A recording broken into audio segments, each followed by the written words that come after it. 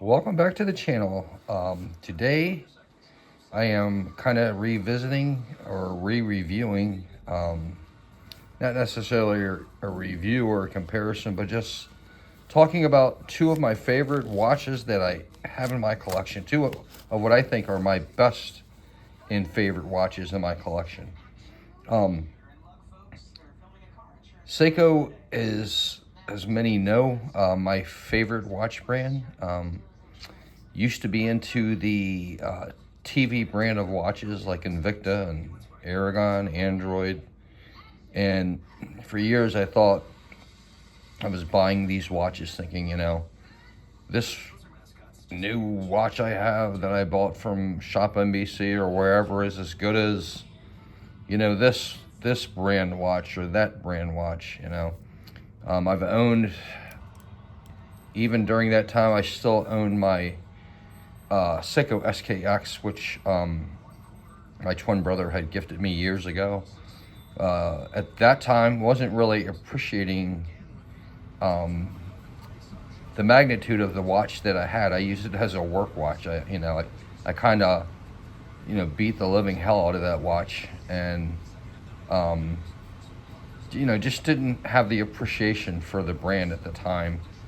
But as years went on, I became aware in the early 2000s of the Marine Master. And when I say Marine Master, I'm not talking about this specific watch, although this is a Marine Master. I'm referencing the SPDX 001. And then after that, it was the SPDX 017. And I believe they made two versions of the 017. But back then let me go back to the Marine Master before I start talking about the Sumo. Back then I was just in awe of the case design and the magnificence of the Seiko Marine Master watch. I was in awe of just every aspect of it. The thickness, the design, the bezel. At that time they did not have ceramic bezels, and I believe and they also did not have the diashield hard coating. But I do believe eventually the 01, I believe it was the second 017 model that was made, they did give it eventually diashield, but they did not have a sapphire crystal. It wasn't until the SLA's 021s, 023s, 047, and the other models. I don't know all the model numbers, but and it wasn't until this version of the Marine Master came out did they have the sapphire crystals, diashield, ceramic bezel inserts. Another really awesome feature of this watch that kind of like just had me in awe was the monoblock case. I just thought, how do you make a watch that does not have a case back? How is that possible?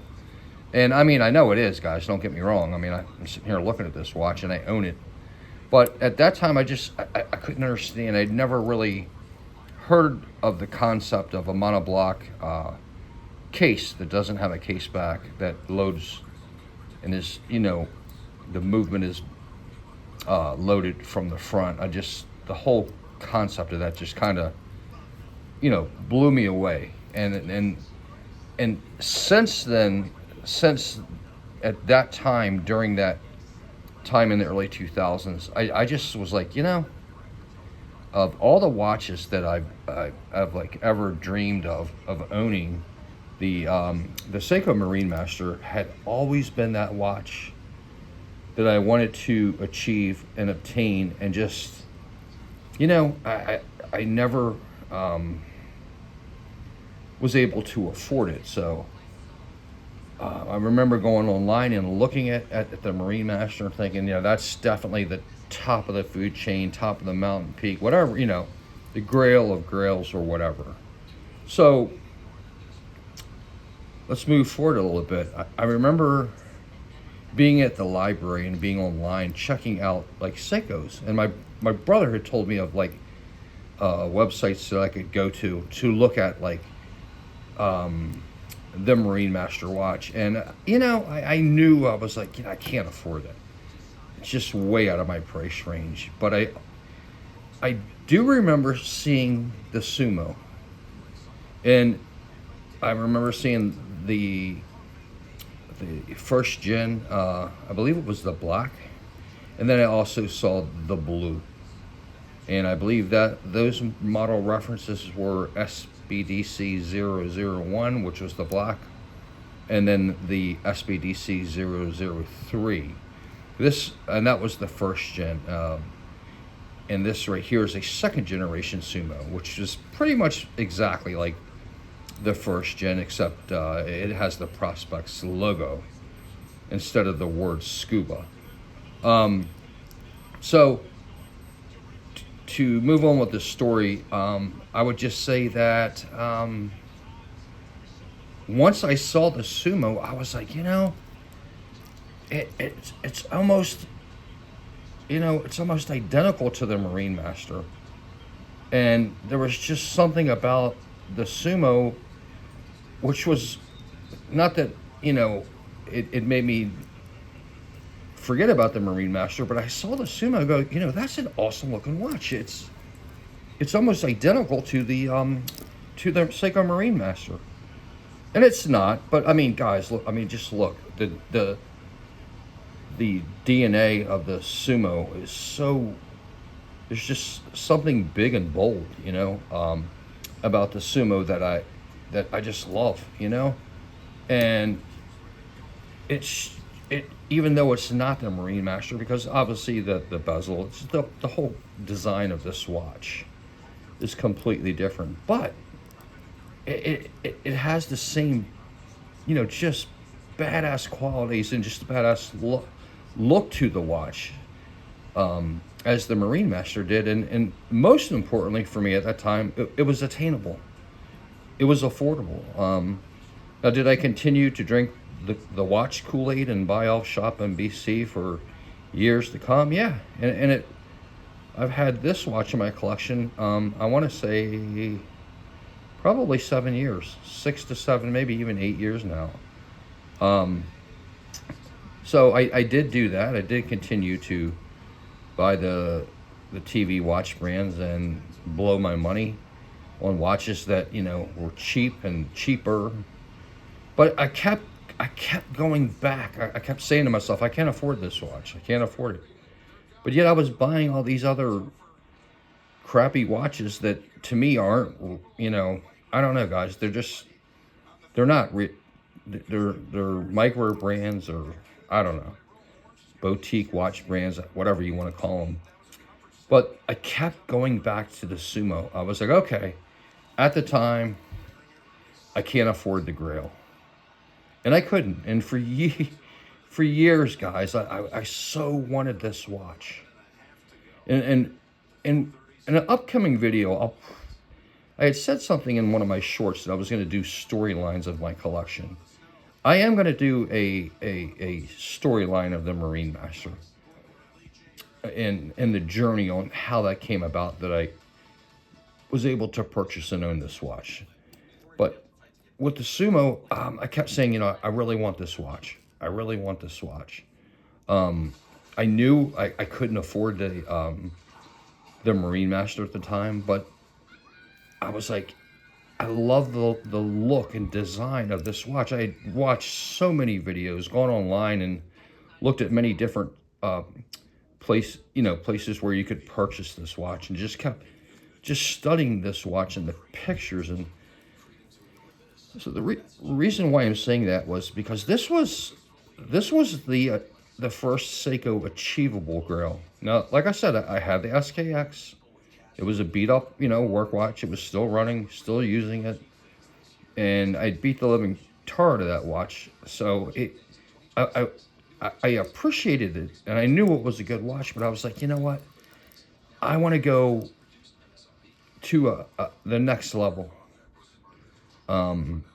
At one time, the Sumo was considered a mid-tier diver because below that was pretty much like Seiko 5, Seiko SKXs, the Seiko Turtle, but the Sumo was like a notch above because, forgive me for the fingerprints here, guys, but yeah, it was like a next level because of how they made this watch, guys. I mean, if you just look at it, the sides of the cases, you know, the angles and the polishing and the brushing, but like this is almost Zaratsu level polishing on the sides of these cases.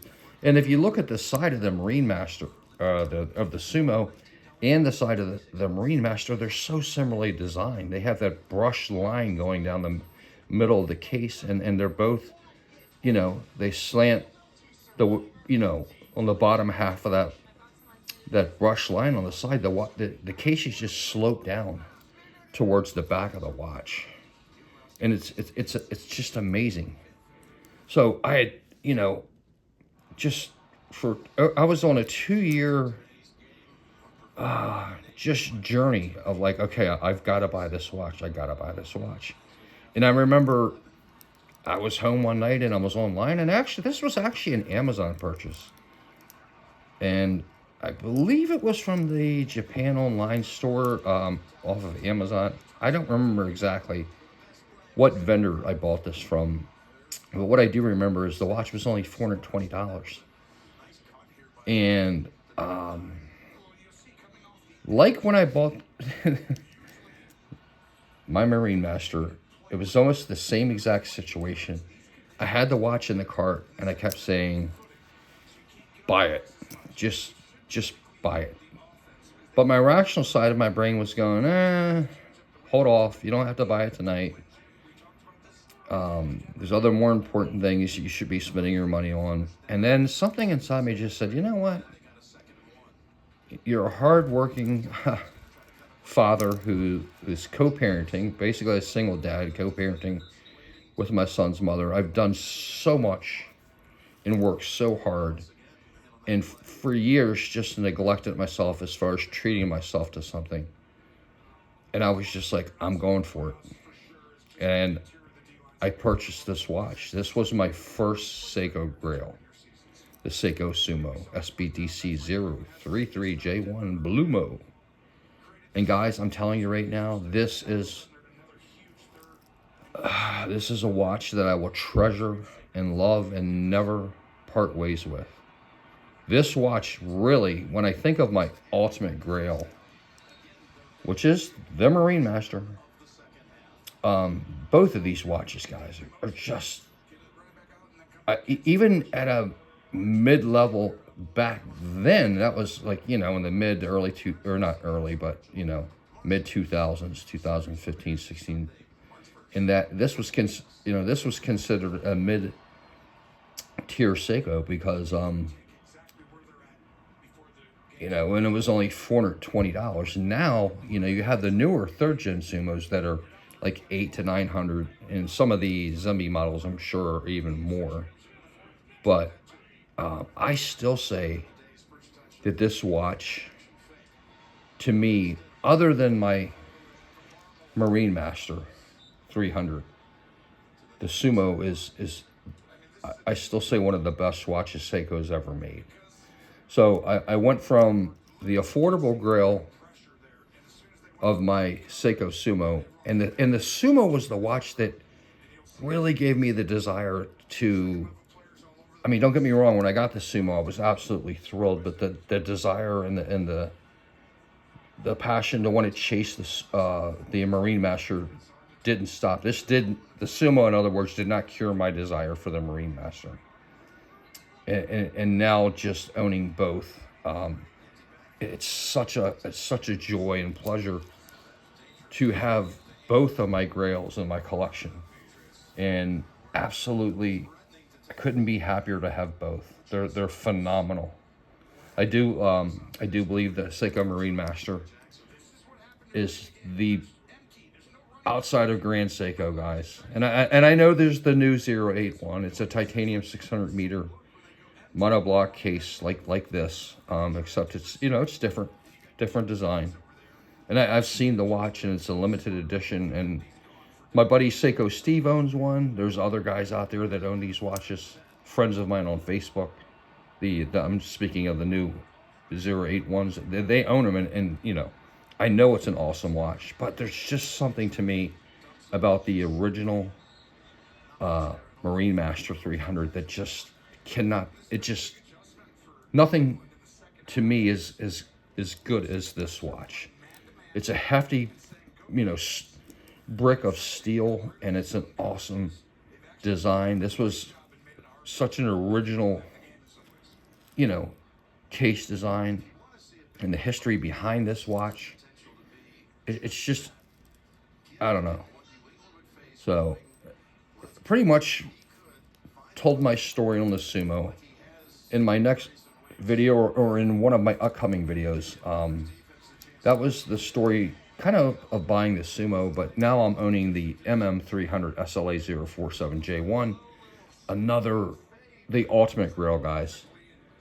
But the story behind acquiring this watch will come in a future video, and it's an amazing story, guys, because never thought I'd own it, and I do, and it was an answered prayer and a gift from God.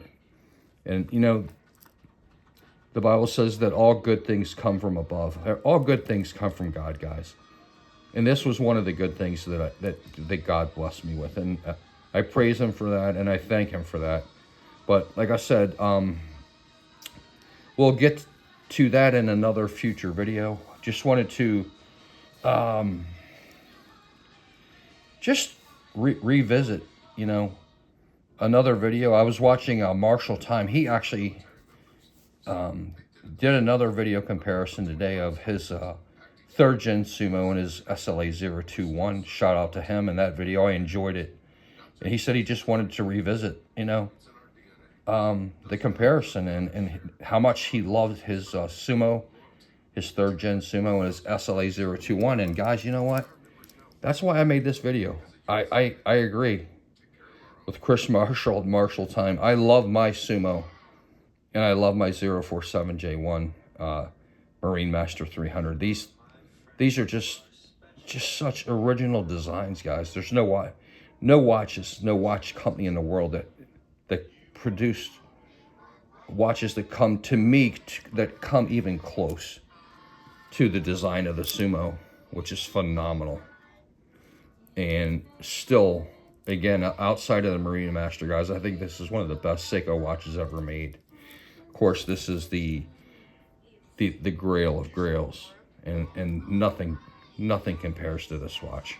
It's just, there's nothing like it in the world to me, and just still in the honeymoon phase. I'm actually still in the honeymoon phase of the Sumo, honestly, guys. It kind of had gone away when I bought the Marine Master, but now that I have both and I can wear both, and I'm just looking at both of these watches, man, it's just like, you know, I've owned this watch, the Sumo, now, like I said, between 6, 7, maybe even 8 years. I don't remember exactly, but the watch still looks almost brand new. And the Marine Master, you know, we're going on like a year and a half. And this watch does actually look, this has the super hard coating dia shield, so ceramic bezel, sapphire crystal. So this watch is going to look new for a long time. But anyway, guys, thanks for checking out the video. Hope everybody is safe. I'm living on the East Coast. We kind of got hit with a little bit of a huge snowstorm, blizzard with snow and sleet and freezing rain. So not looking forward to the next couple of days of digging out, but today I rested and am now watching the AFC Championship football game between the Denver Broncos and the Patriots. And I just wanted to make this video. Shout out to all my buddies, Seiko Steve, Inspector, Gethin Christian, Steve's Watchman's Cave channel.